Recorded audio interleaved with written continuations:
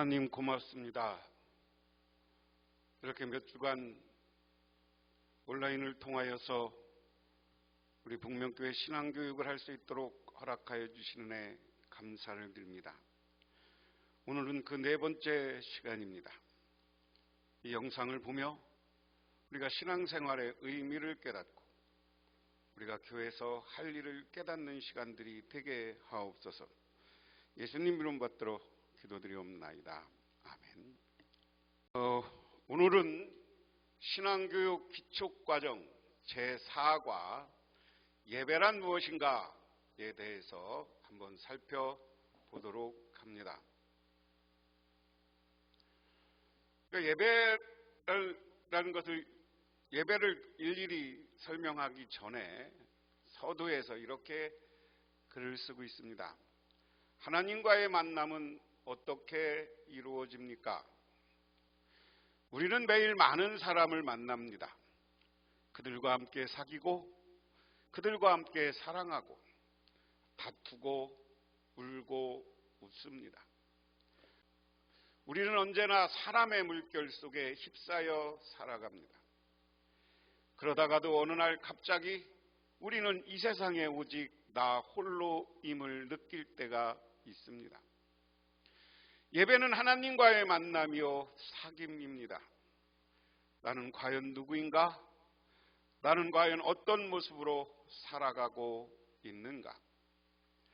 이런 질문과 함께 우리가 하나님 앞에 설 때 우리 참모습이 드러납니다. 예배는 우리의 모습 그대로 우리의 부족함과 연약함을 그대로 가지고 하나님과 대면하는 자리입니다. 새 사람으로 지으면 받은 결단의 자리요 거듭남의 자리입니다. 이 자리는 하나님과 만나는, 하나님과 대면하고 하나님의 부르심에 응답하는 자리입니다. 우리는 다만 하나님의 초청에 응답하여 그러기에 우리는 예배의 자리에 설 때마다 가장 겸손한 모습으로 저희가 무엇이기에 이처럼 사랑해 주십니까? 라고 고백하며 무릎을 꿇는 것입니다. 자, 그러면 예배란 무엇인가? 입니다. 예배는 하나님과 인간의 만남이다. 이렇게 이야기를 했습니다. 제가 읽고 설명을 할 수 있는 건 하고 그냥 읽고 그 의미가 통하면 그냥 넘어가도록 하겠습니다. 예배는 예수 그리스도를 중보로 하여 이루어지는 하나님과 인간 사이의 교제이며 만남입니다. 예배는 예수 그리스도 안에서 우리를 찾으시는 하나님을 만나게 하고 또 교회의 일원으로서 예수 그리스도 안에서 인간과 인간이 만날 수 있는 시간이기도 합니다. 이 만남을 통해서 하나님의 뜻은 밝히 드러납니다. 이 예배를 통하여 피조물인 인간은 창조주 하나님께 최고의 영광을 돌리게 됩니다. 이는 사람이면 누구나 간직해야 할 마땅한 도리입니다. 우리가 이 그림을 많이 이야기하는데요. 여기 하나님이 있고 사람이 있습니다. 그런데 예수님이 오시기 전에는 인간의 죄 때문에 하나님과 사람의 관계가 막혀 있었습니다. 그런데 예수님이 이 땅에 오셔서 우리의 죄를 대신 져주시고 죄가 사라지고 예수 그리스도의 십자가로 인간과 하나님의 관계가 회복됐어요. 인간과 하나님의 관계가 이제 아무 장애물이 없이 회복됐습니다. 그런데 이 회복된 인간과 하나님의 만남을 지속하기 위해서는 우리가 예배를 드려야 된다 하는 것을 이렇게 설명하고 있는 겁니다. 그 다음에 예배의 주체는 하나님 자신, 예배의 대상은 인간이나 다른 어떤 피조물이 될 수 없습니다. 예배의 주체는 마땅히 하나님이십니다. 우주와 만물을 창조하시고 인간을 지으신 하나님께서는 우리를 초청하시어 그의 은혜의 영광을 찬미하게 하십니다 하는 이야기예요. 자, 무슨 얘기냐? 예배의 주체는 하나님이에요. 예배의 주체는 하나님이에요.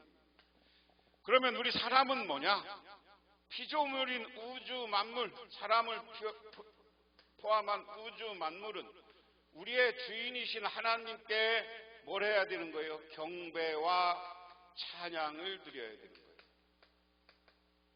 경배와 찬양. 이게 경배와 찬양, 이게 예배이다 하는 겁니다. 그리고 또 하나는 우리가 하나님으로부터 제사함을 받고 하나님으로부터 이 땅에 살아가면서 여러 은혜를 받았어요. 은혜를 받았기 때문에 온 우주의 주인이고 주체이신 하나님께 경배와 찬양 그리고 예배를 드려야 된다 하는 겁니다. 예배란 무엇이냐? 세 번째, 예배는 하나님의 부르심에 대한 인간의 응답입니다. 하나님은 우주 만물과 인간을 창조하시고 인간이 행복한 삶을 살도록 도우십니다.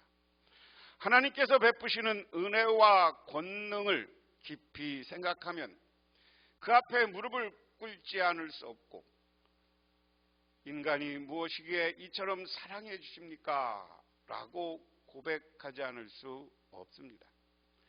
예배는 이처럼 하나님이 먼저 인간을 사랑하신 데에 대한 감사와 찬양의 응답이다.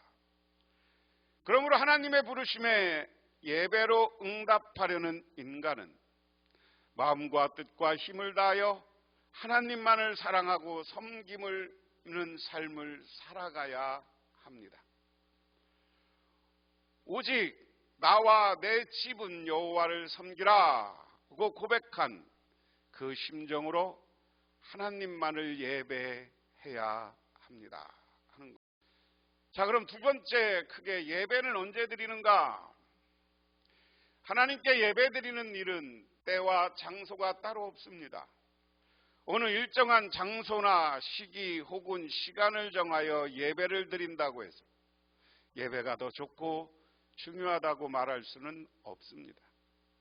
초대교회가 매일 예배를 드렸듯이 하나님 앞에 살아가는 신도의 삶 자체가 언제나 예배가 되어야 할 것이다. 그러나 교회는 마음과 뜻을 모아 신령과 진정으로 하나님께 영광을 돌리기 위해 일정한 시간을 정하여 예배를 드립니다. 이랬습니다. 오늘 이야기를 간단하게 생각하면 우리가 시간을 정해놓고 교회에서는 예배 드려요. 그런데 우리의 삶이 매일매일 삶이 하나님을 경배하고 하나님을 찬양하는 삶을 살아야 된다. 그래서 언제 드리는 게 중요한 게 아니라 항상 우리는 하나님께 예배를 드린다 하는 겁니다. 그럼에도 불구하고 우리가 정해놓은 예배, 언제 예배 드리는가 하는 겁니다. 첫 번째, 주일 낮 예배입니다. 주일 낮 일정한 시간을 정하여 교회에 모여 드리는 예배입니다. 하나님께서는 7일 중 하루를 특별히 정하여 하나님께 예배하라고 하셨습니다. 그날이 구약의 안식일이요, 신약은 주일 주님의 날입니다. 교회는 예수님의 부활하심과 성령의 강림하신 의미를 연결하여 주일, 일요일에 예배의 날로 지켜왔습니다. 우리는 어떠한 상황에서도 서로 격려하며 모이기에 더욱 힘써야 한다. 그래서 주일날 예배, 우리가 시간 정한 날은 와서 꼭 같이 예배드리자 하는 겁니다. 그 다음에 예배는 언제 드리는가? 두 번째, 주일 오후 예배가 있다. 주일 저녁 오후 예배는 교회 상황을 따라 다양한 모습으로 드려집니다. 대개 찬양을 중심으로 하나님께 영광을 돌리며 찬양 예배를 드리거나 교회 각 기관에서 주관하는 헌신 예배로 드리기도 합니다. 때에 따라 집중적인 성경 공부를 하기도 합니다. 우리 교회는 주일날 예배는 어떤 제목을 놓고 성경 공부를 합니다. 인물 놓고 성경 공부를 한동안 했고요. 요즘은 성막에 대해 눈을 놓고 성경 공부를 합니다. 주일 오후 예배, 수요일 밤 낮 예배, 수요일 밤낮에 기도를 중심으로 드리는 예배로 흔히 기도회라고 부릅니다. 교회에 따라 성경 공부 강해를 중심으로 모이기도 합니다. 주일 밤 오후의 집회와 마찬가지로 신앙훈련의 기회로 삼고 이 모임에 열심히 참여해야 합니다. 상황에 따라 수요일 낮에 모이기도 합니다. 우리 교회는 수요일 날 낮에 모이는데요, 오늘 여기 있는 것처럼 성경 공부 강해로 제가 이 교회에 와서 20년간 드렸습니다. 그래서 수요일 날 요한복음에서 마태복음에서 시작해요. 다시 구약을 다 다루고 요즘 누가복음을 다루고 있습니다. 또 예배는 언제 드리는가? 네 번째, 구역예배 소그룹 모임. 주로 금요일 낮이나 밤 시간 같은 지역에 사는 신자들이 함께 모여 하나님을 예배합니다. 또 성서 공부와 함께 신자들이 친교를 나누며 가정이나 교회 등을 위한 구체적인 기도의 제목을 정하여 기도하며 전도의 기회로 삼기도 합니다. 구역예배 우리 교회도 잘 안 돼요. 그래서 여러분 구역예배 잘 했으면 좋겠습니다. 새벽 기도회와 특별 기도회, 매일 새벽에 모이는 새벽 기도회와 기타 교회 절기나 특별한 경우에 모여 기도를 드리는 특별 기도회가 있습니다. 한국 교회의 오래되고 좋은 전통이라고 할 수 있습니다. 그래서 오늘 예배는 언제 드리는가는 우리 교회가 있는 여러 가지 예배에 대해서 여러분에게 이야기를 했습니다. 다 아는 얘기예요. 그 다음에 세 번째, 예배 요소는 무엇인가? 최초 예루살렘 교회는 사도들의 가르침을 받아 서로 교제하며 떡을 떼며 기도에 힘썼습니다. 여기에서 우리는 초대교회의 예배 요소를 알 수 있습니다. 개혁교회는 전통적으로 하나님의 말씀, 성례전, 다양한 형식의 기도, 친교라는 예배 요소를 지켜왔습니다. 여기에 교회 역사와 함께 몇 가지 요소를 첨가하게 되면서 오늘날에 이르렀다. 지교회는 이런 예배 요소를 전통과 형편에 따라 가감하고 배열하여 예배 순서를 마련해 왔습니다. 그러나 순서는 예배 요소가 분산되지 않고 유기적인 통일을 이루어 예배의 본질인 예수 그리스도를 중보로 하나님과 인간의 만남을 구형시켜 나가야 합니다. 예배 요소들을 살펴보면 다음과 같습니다. 예배의 부름. 여러분, 지금 예배의 요소는 우리 주보에 있는 순서들을 한번 상상하면서 아니면 주보를 펴놓고 같이 이 시간은 공부하면 좋습니다. 예배의 부름은, 예배는 하나님께 먼저 인간을 사랑하신 것에 대한 인간의 감사와 찬양의 응답이라고 했습니다. 그러므로 예배는 하나님이 예배자를 부르심으로부터 이루어집니다. 예배자는 하나님의 부르심의 말씀에 응답하려는 자세로 기다리며 나가야 된다. 쉽게 이야기하면 예배의 부름은 하나님이 여러분을 불러주었다는 거예요. 그래서 예배의 부름, 우리 교회에서는 예배 순서로 성경 묵상하고 제가 기도하는 것으로 예배의 부름을 하고 있습니다. 그 다음에 기도는 하나님과의 대화요 사귐입니다. 기도는 하나님께 내 소원을 아뢰고 하나님의 의지에 일치하기를 애쓰는 복종의 행위뿐 아니라 하나님의 날이 임하기를 기다리는 신앙의 희망의 행위이기도 합니다. 이 기도는 예수 그리스도의 이름을 통해서만 가능합니다.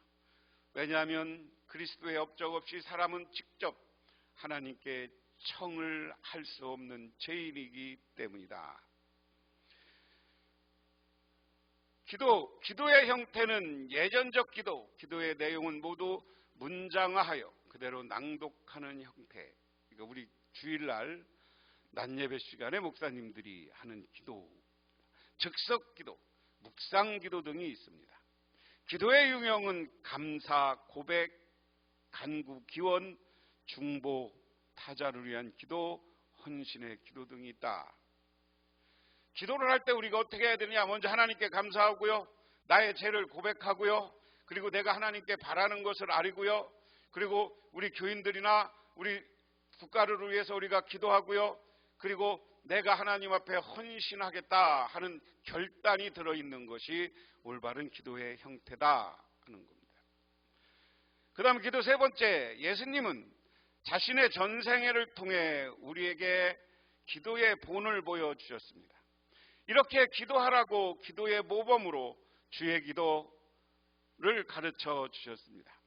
우리가 드리는 기도는 먼저 하나님을 부르고 감사와 찬양, 죄의 고백, 간절히 구하고 싶은 내용의 기원을 예수 그리스도의 이름으로 빌며 아멘으로 마쳐야 합니다. 그러나 형식보다는 믿는 마음으로 간절하게 드리되 마치 자녀가 부모님께 소원을 간청하듯이 해야 한다. 그 다음에 예배의 요소 중에 하나님의 말씀, 성서봉독, 설교, 성례전이 있다. 성서봉독은 단순히 설교 본문을 소개하는데 그치는 것이 아니고 성령의 감동으로 쓰인 하나님의 말씀을 선포하는 것입니다. 성서봉독을 통해 우리는 살아계신 하나님의 말씀을 받습니다. 두 번째, 설교는 하나님께서 그리스도의 종의 입을 통하여 말씀하시는 것입니다. 그러므로 설교는 인간의 행위나 선포가 아니라 하나님의 말씀을 선포하는 행위입니다. 설교를 통해 하나님은 은혜와 진리의 말씀을 백성들에게 전해주시고 신자의 마음속에 활동하십니다. 그랬습니다. 그래서 설교는 하나님의 말씀의 선포다.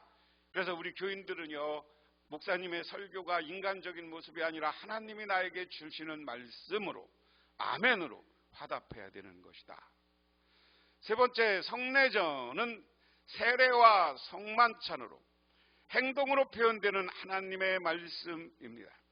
세례를 통해 우리는 죄의 씻음을 받고 그리스도와 함께 죽었다가 다시 부활하여 새 생명을 얻게 되며 그리스도의 접붙임을 받아 그리스도의 몸인 교회의 일원이 되는 것입니다.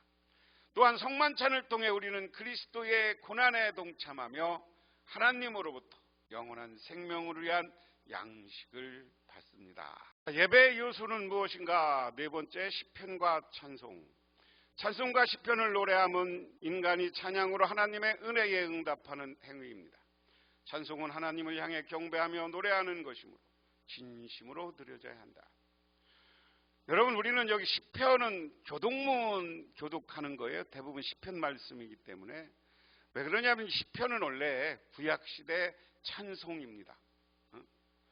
그래서 그 찬송, 그리고 우리가 새롭게 개신교가 오면서 작곡되었던 여러 찬송을 통해 하나님을 경배하는 것이 시편과 찬송이다. 그 다음에 예배의 요소는 무엇인가? 신앙 고백과 헌금. 신앙 고백, 사도의 신앙 고백이었던 사도 신조나 니케아 신조, 교단의 신앙 고백을 회중 전체가 암송하는 것으로 공동체 신앙의 귀한 전통을 이어가며 믿음을 체계적으로 되새기고 신앙을 구체적으로 표현하는 고백이다. 우리 교회는 사도 신조를 주로 같이 고백합니다. 신앙 고백과 헌금, 우리가 가진 모든 소유와 생명까지 포함한 우리의 모든 삶은 하나님께서 허락하신 은혜의 선물이라고 받습니다. 헌금은 하나님으로부터 받은 바 이러한 모든 은혜에 대한 감사의 응답입니다. 헌신의 표현입니다. 그러므로 헌금은 단순한 돈이 아닌 나의 땀과 노력과 삶의 전체가 포함된 나 자신을 드린다는 의미가 있다. 헌금은 왜 하냐? 하나님이 우리에게 베풀었어요. 여러분들이 열심히 일했지만 사실 직장을 갖게 하고 여러분 일하게 한 것, 이것도 하나님의 은혜로 우리는 고백하고, 그래서 하나님이 아름다운 소득을 주셨기에 그 소득에 대한 것을 하나님께 드리는 것이 헌금이다. 축도. 예배 끝에 목사가 고린도 후서 13장 13절을 근거로 성자와 성부와 성령의 이름으로 복을 비는 기도입니다. 이 기도는 생활 속에서 예수 그리스도를 따라 살려는 하나님의 백성을 축복하는 것입니다. 자, 여기까지 해서 오늘 예배란 무엇인가에 대해서 서로 공부했습니다. 간단히 정리하면 예배란 무엇이냐?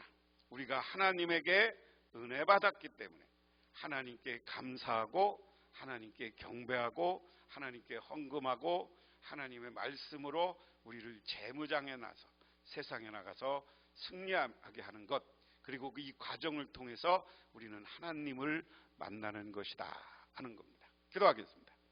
하나님 아버지 고맙습니다. 우리가 예배를 하나님께 드립니다. 오늘 이 시간 예배는 무엇인가라는 것을 통해서 우리가 공부했습니다. 우리가 정말 진실된 예배를 드려서 하나님을 만나고 성령 충만한 시간들이 되어서 세상에 나가 승리하는 예배가 되게 하옵소서. 승리하는 우리의 삶이 되게 하옵소서. 예수님 이름 받들어 기도드리옵나이다. 아멘.